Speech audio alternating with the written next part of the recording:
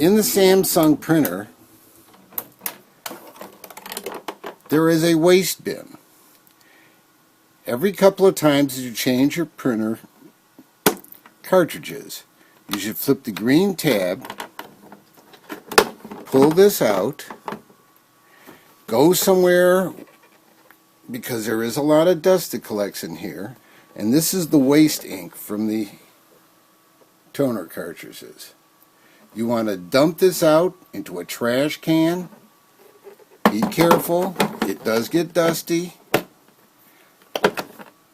When you're done, you want to slide it back into position.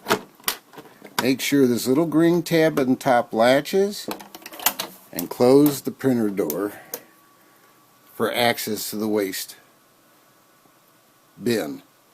And that is on the side of the printer that has the LCD monitor.